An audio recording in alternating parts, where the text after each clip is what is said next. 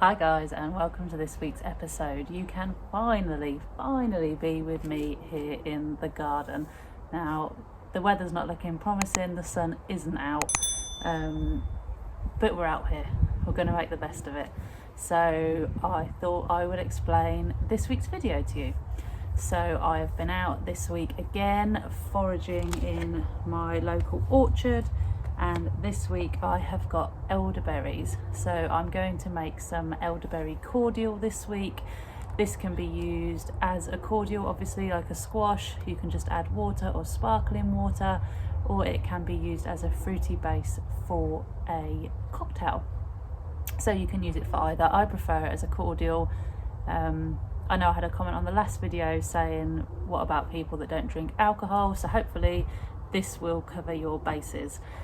Now, elderberries are at their ripest point between August and October, so now is sort of the best time to go out and pick them. I have got a few that are still a little bit green, but most are black, most are ripe and ready to be used in the cordial. So I'll do that for you today. I have noticed today, for the first time going out, it really is starting to feel autumnal out there now. I think the summer has had its day, as much as I hate to say it. It's definitely a lot breezier, the leaves are falling off the trees now, and it was definitely not a walk around foraging in t-shirt weather. So I hate to say it, I love the summer, but I think we are on our way now in towards that autumn season. That does mean a lot of good things though. We'll be into the second growing season up at the allotment, so we'll be able to plant our spring cabbages and everything that we want for the springtime. It also means we're going to now have masses of harvest, which is great. I cannot wait. I've got squashes that are getting to the point now where they're nearly ready. My pumpkins are turning orange, and I've got potatoes galore. The cat always has to get involved. It's just so nosy. So yeah, I can't wait. I've also got some footage I want to show you. I was able to go home for the first time a couple of weeks ago. Now the lockdown has been lifted, so I went to Dobby's, which is I believe a nationwide garden centre, and they've now started to get their autumnal displays in, and they really were really bright and colourful. So I'll show you that footage in a few minutes too. It's just a few snippets of the displays that I thought were really pretty. Things like cyclamens and sort of your wintry type flowers, and the displays were really nice. Not that I'm sponsored by Dobby's or do any kind of collaboration with Dobby's, I just thought that it was particularly nice this time round. There's also the excitement of choosing bulbs, which I'm going to hopefully do a video for shortly. I absolutely love daffodils and tulips, so I've got the hard job now of deciding which bulbs to pick for the springtime. I'm also a massive allium lover, and I get really excited about planting my alliums. I had a really disappointing one here at home this year that didn't do anything, so I'm going to try and give a few a go at home and a few more up at the allotment. So yeah, bulbs will be on the agenda shortly, as well as nettle fertiliser up at the allotment. I was going to do that last week, but obviously couldn't due to the winds and the storms that we had. So looking forward to that in the next couple of weeks as well. I'm going to be a busy bee. I've also got going back to work soon, so I'm going to have less time up at the allotment, so it's going to be a case of finding the best ways to get the most out of the time that I've got up there and prioritising what are the most important jobs. So I'll have a little think about that, and then it's not long after that I will be planning the plot for next year. So all in all, I'm going to have a busy few weeks ahead. So I thought that today I would just go out, have a walk, have another forage while I've still got the opportunity and while there is still fruit salvageable out there and it's not all been taken. The orchard near where I live, we have a community orchard, is absolutely laden this year. The apples, there must be maybe 20 or 30 apple trees, and they are all absolutely full of apples. They're almost at the point for picking now, but it really is out of this world. It really is beautiful, and I feel so lucky to have that right on my doorstep.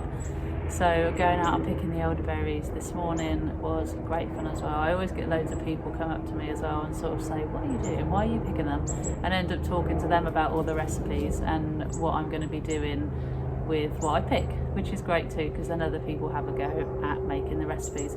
The amount of people that don't realise what you can do with foraged produce that's just there on the side of the road or in hedgerows or, you know, in the local woods, and people don't realise the uses for it. Anyway, as I said, I'm going to go on show you the little clips I took of Dobbies when I went there with my mum the other weekend, just so you can see their winter displays, and then I'll have a little video showing me foraging for the elderberries in the orchard, and then when you've watched that, then I shall crack on with the recipe.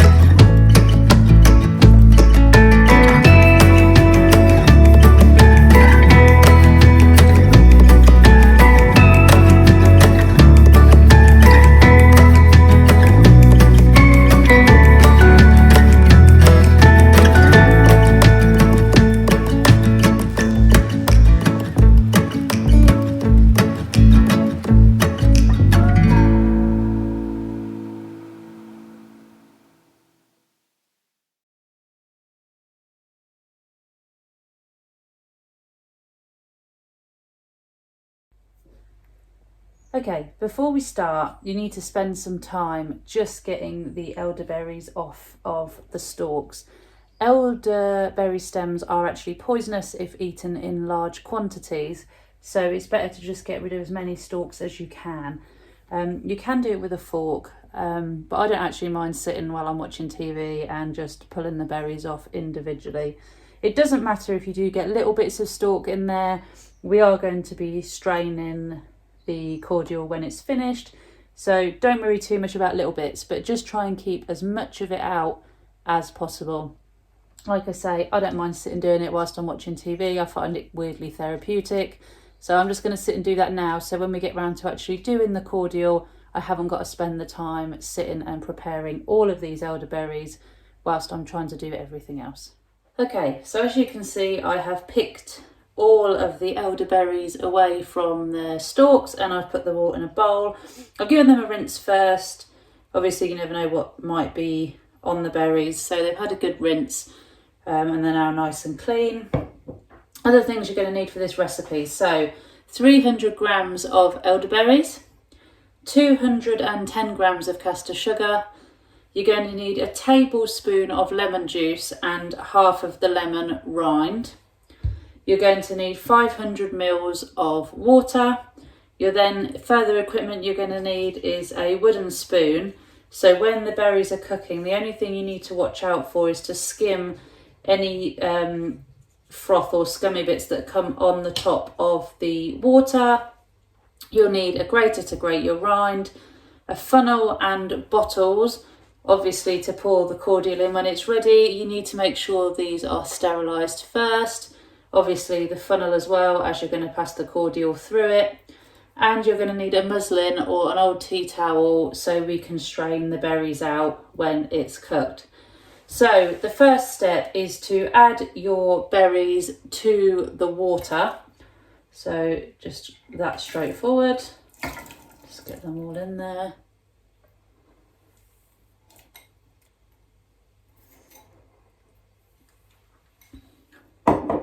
And all you need to do then is to grate the rind of half of the lemon into the pan as well.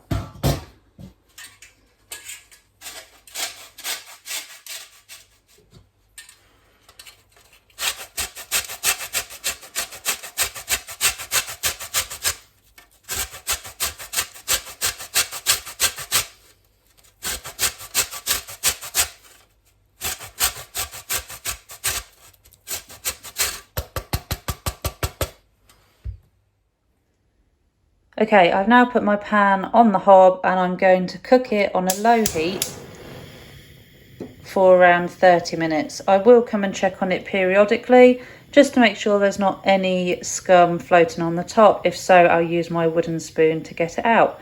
But for now, I'll just leave it. I'll come back, like I say, periodically, but it should be done in around half an hour. Okay, we are now 10 minutes in. We are bubbling away nicely and the kitchen's smelling great. Just wanted to show you, now it's getting underway, and I'll come back again and show you as we carry on. Okay, so I've now reached the 30-minute mark. The berries have almost depleted, as in there's nothing left in them, just the skins now. So what I'm going to do is we're going to drain this off through a muslin. I just need to grab a bowl. That was something I forgot to mention, else they'll have nothing to drain it into. So I'll grab a bowl, get the muslin ready, and we can drain the cordial. Right, so I've got my bowl, I've got my muslin. If you haven't got a muslin, a tea towel will work fine. Now would also be a good time, if you've got a spare pair of hands, just to grab someone to come and help you hold on to the muslin. I don't have a spare pair of hands at the moment, my other half's at work, so I'm just gonna have to wing it as best I can. So here goes nothing. I'm gonna go very, very slowly.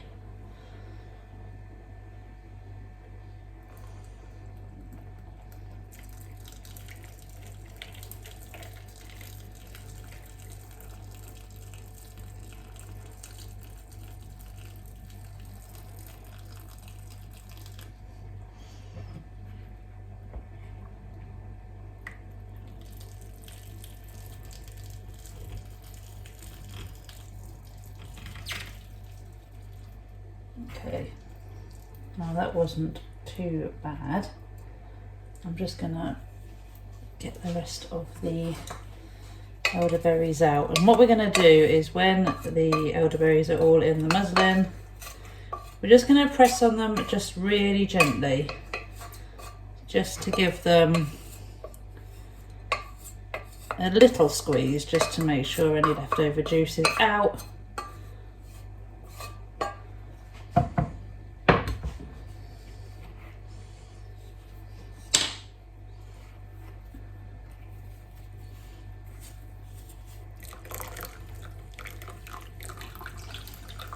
Obviously it will be very, very warm.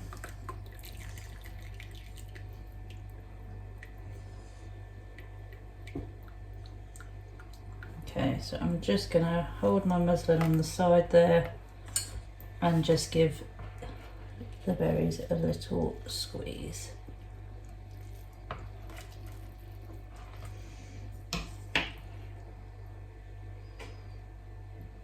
Okay, so all I'm going to do is get rid of this now, and then I will come back to you for the next step. Okay, so the final step is to take your elderberry cordial and put it back in the pan. Now you can use the same pan. Mine's got a few bits in it, so I decided to just get a fresh pan. And all you need to do is add the cordial to the pan, which should now be nice and clear. And then all you need to do is add your tablespoon of lemon juice and put your sugar in. And then all you need to do is heat that again on a very low heat until the sugar has dissolved. When the sugar has dissolved, you know your cordial is ready, and then you can put it in a bottle. So I'll do that quickly now and get it back on. The heat is back on now, so I'll just add the sugar and the lemon juice.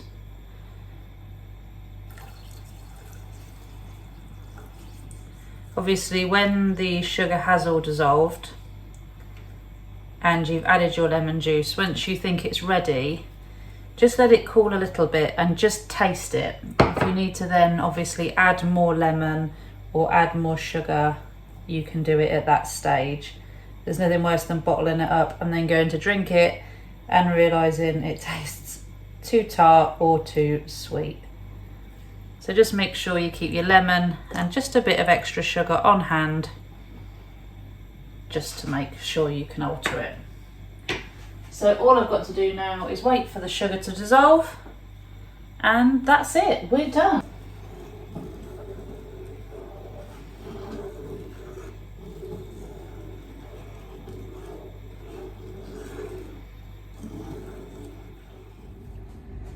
So that's it. I did have to add a little bit more lemon. It is very, very sweet, a lot sweeter than I was expecting it to be. So I did add maybe another tablespoon of lemon juice. So now all I need to do is get it into the containers. Now, I'm not sure how much is here, so I'm not sure I'm gonna get a full bottle or even more than a bottle, but I'll put it in now and see what happens.